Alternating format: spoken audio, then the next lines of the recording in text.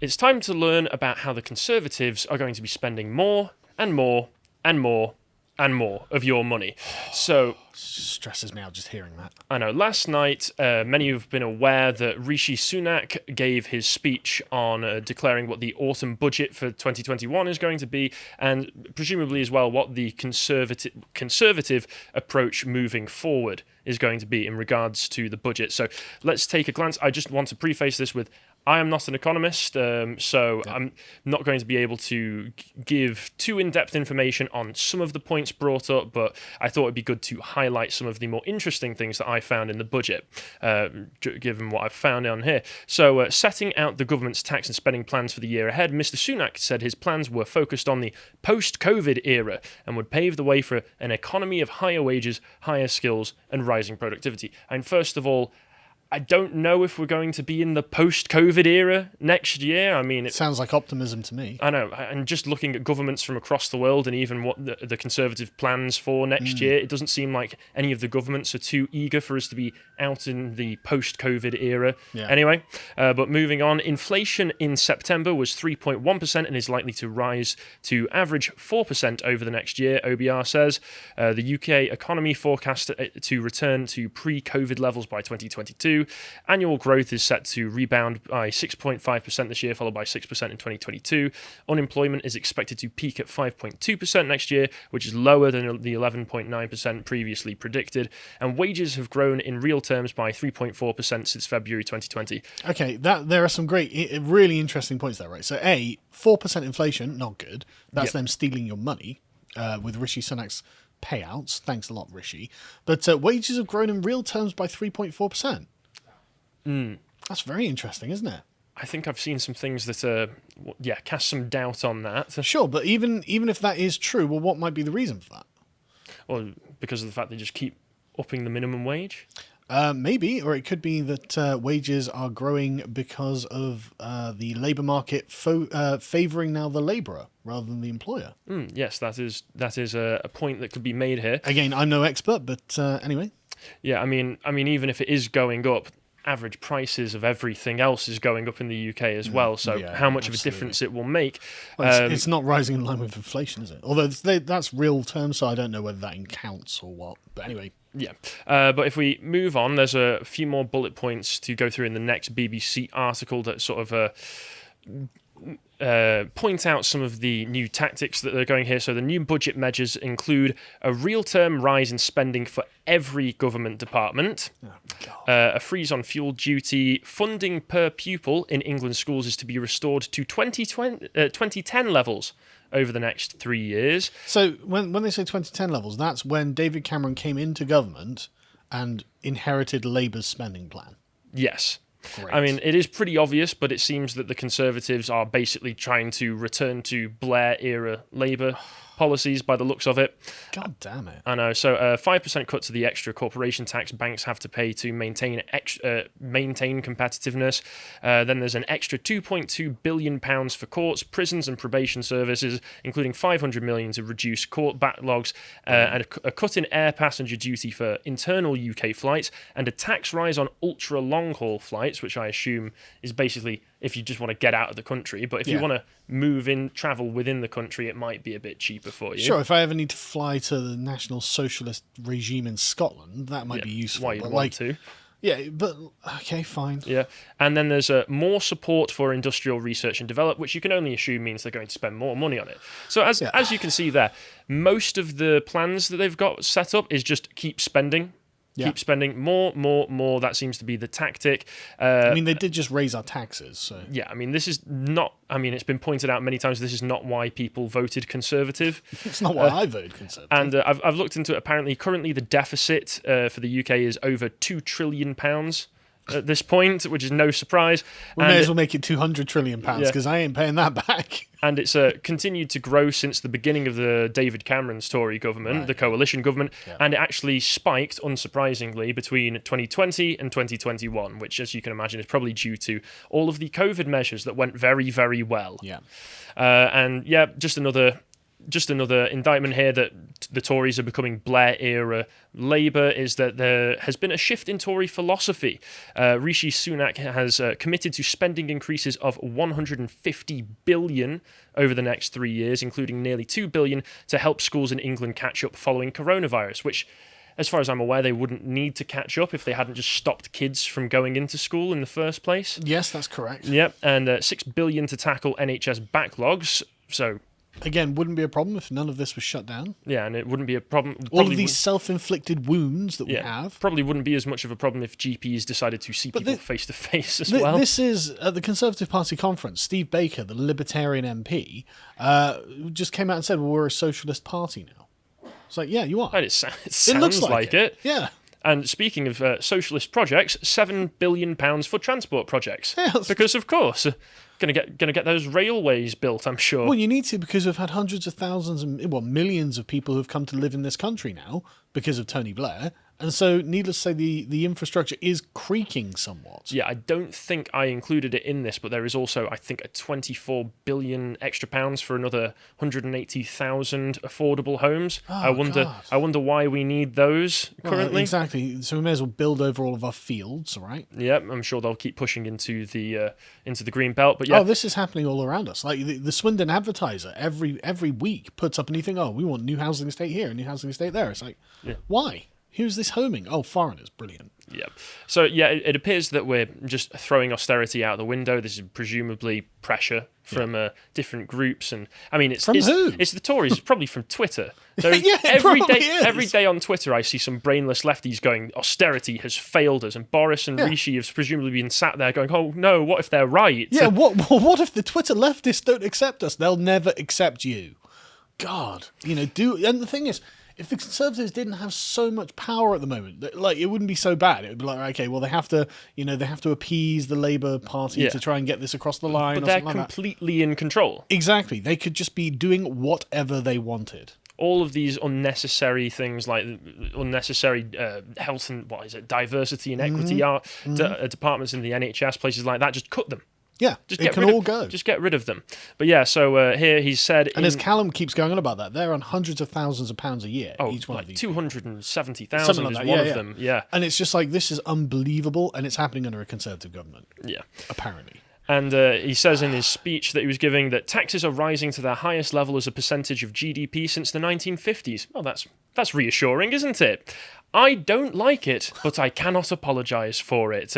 It's the result of the unprecedented crisis, he said in his budget speech. The crisis that you have helped to make worse at every step. Yeah. But now we have a choice, he said, adding, do we want to live in a country where the response to every question is, well, what is the government going to do about it?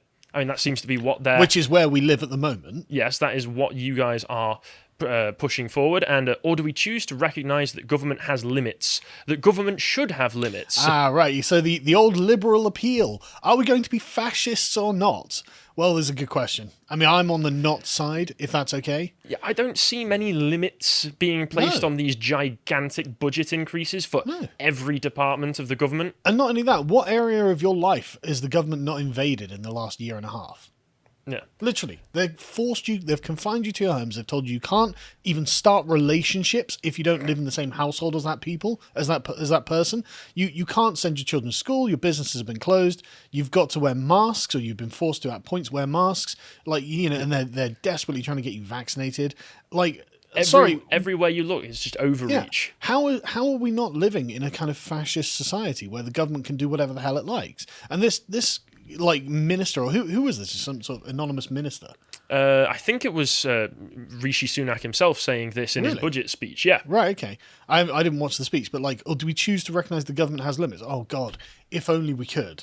If only we could recognise that. The irony of him saying that while increasing every budget imaginable. And operating under this fascist Conservative government.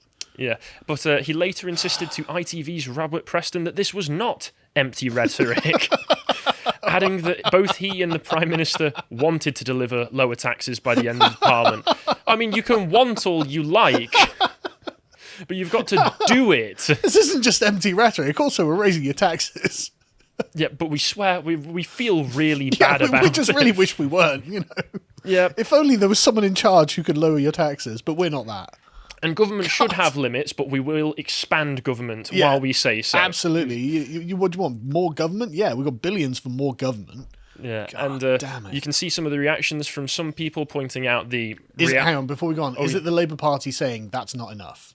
Well, of course, the Labour Party, I've not included it there, but there was one of Labour minister saying that basically saying, yes, it's not enough, you're just not raising the budgets in the right directions that we would do. So once again, another example of the very minuscule separation between the Conservatives and Labour at the moment. Yeah. But yeah, people don't want higher wages, surprisingly, if everything costs more anyway. Yeah, what's the point? Who'd have seen that? So in this article from the BBC, Ruby Torrey, a 23-year-old waitress at Zizi's restaurant in the Meadowhall shopping centre in Rotherham, she will see her wages increased after the Chancellor announced a rise to the national living wage. However, Ruby believes her hourly rate uplift from £8.91 per hour to £9.50 will be useless because of other rising costs.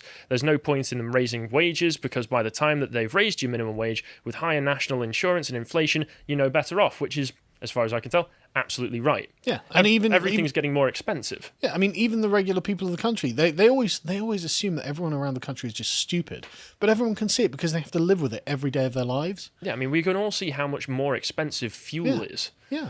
Like I go to the petrol pumps and it costs like £1.50 per litre at the moment, which is ridiculous. Yeah.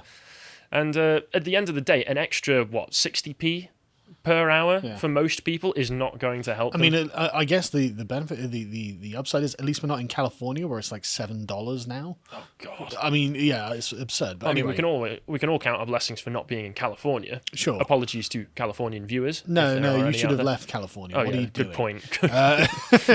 But yeah, and then if you further on down this article, John Tolley, who runs an independent record shop in Kingston, said the decision to temporarily cut business rates for shops, restaurants, and bars by 50% was probably more than we hoped for, because I've seen in the budget they have done that. They've cut business rates for more independent style businesses by 50%. The main thing to do is to encourage people to shop independently. It keeps money in the community, he said. However, Mr. Tolley said there was nothing in the budget which he claimed could make up for the problems caused by Brexit, because of course this is the sort of person that the BBC decides to interview regarding this. I mean, the government shut your business down for 6 months while they left Amazon and Sainsbury's and all the big supermarkets open. Your business was shut down. But it's Brexit that's the problem, right? Yeah. He was also disappointed to hear little about climate action and climate change, but welcomed the increase to minimum wage, because you gotta throw them out there, don't you, at this point? I want customers and my employees to have disposable income and cash in their pockets so they can spend it on the high street. I'm sorry, John, but if everything's going to cost more, it's not really going to make that much of a difference. No, it's not. And just a reminder for everybody what you actually get for your tax money.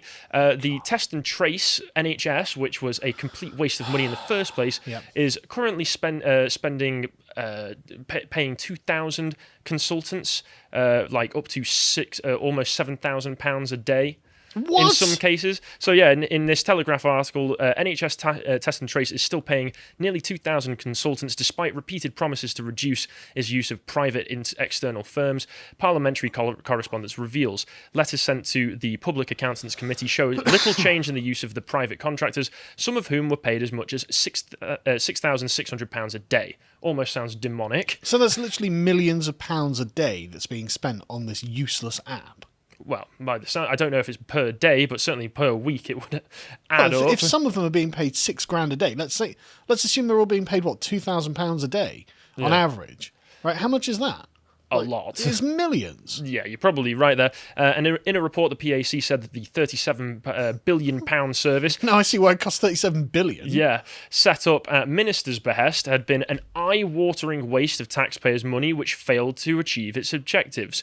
Dame Meg Hillier said the programme had massively overpromised and underdelivered while spending eye-watering sums of money, which is... I mean, I'm literally about to cry. Absolutely right. This, when they do increase your taxes for like the 1.2%, what was it, 1.25% point increase on the national insurance, and any sort of tax increase, this is how they spend it. This is how it goes. Government programmes are always inefficient and they never work very well. And just another reminder, what did the Test and Trace programme cause? The pingdemic. that Yes. occurred earlier this year, which is one of the reasons that there was so many staffing shortages. Josh fell victim to it as well. Oh, did he? Yeah, he did. Yeah. But before you started, he fell victim to the pingdemic.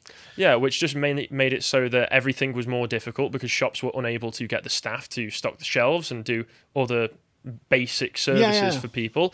Obviously, this was a few months ago at this point, but that's what these sorts of government programs do. So they're going to be spending your money on more things that will make life more expensive, more difficult, and then when they realize that this isn't working, what will they do? They will decide, I have got the solution, more spending. God damn it. It's just, honestly, I feel like we're being governed by Tony Blair still. There's just no getting around it. It's honestly, I'm so frustrated by it because my taxes are going up and I already pay a staggering amount of tax. And the thing is, the more taxes that, like, we're currently in tax season here, right? Yeah. So we're getting all the accounts done and I'm going to have to pay unbelievable amount, or the business have to pay unbelievable amount of money. And it's like that money, if we didn't have to pay that in taxes, we could spend it on stuff. Oh, yeah. Stuff, people, wages, equipment, bigger premises, who knows, right? Because everything's going well. Thank you, by the way, for everyone for signing up.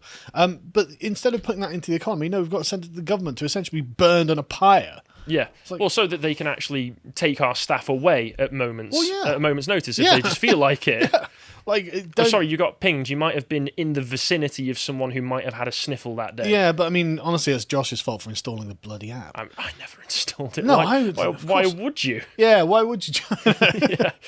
If you enjoyed that segment from the podcast The Lotus Eaters, you can watch the full thing at 1 p.m. every weekday at lotuseaters.com, or you can sign up to get access to all the premium content we have on the site. Yeah, we've got loads of really good stuff. Every week we have a Contemplations and Epochs episode that goes up, and in the Contemplations we talk about just interesting things, and the Epochs episodes are probably my favourite because I love talking about history. This latest one is we're doing a bit of a series on the 100 Years' War and why England kept winning. And we've not finished it yet, and you're going to really enjoy the end of that one. But we've also got other excellent episodes that we do, like the book club. The most recent one was Shooting an Elephant by George Orwell. This was about his time in Burma as a colonial officer, and when he was tasked with the shooting of a rampaging elephant. And it's really, really interesting what the circumstance of the thing was. But we also have lots of other content, such as premium articles, which have audio tracks on them for our silver and gold subscribers. And we do premium podcasts about things that we don't really feel that we can put on YouTube or have done a particularly large amount of research into. And so it's worth keeping them slightly more private. And we also do lots of very interesting interviews, such as this one with comedian Steve Hughes, which was really fascinating because I didn't expect him to be a philosopher. But anyway. Yeah. Also, the last thing to mention is the live event content we have. So we occasionally, when we get around to it, doing our live events, and the videos from them are on the website as premium, of course, because people came to see and paid. So go and check that out. This is on the worst of critical race theory. Yes. And I do mean the worst. It's unconscionable. Yeah. So if you'd like access to all that premium content, go to lotuseaters.com and subscribe. Thank you and goodbye.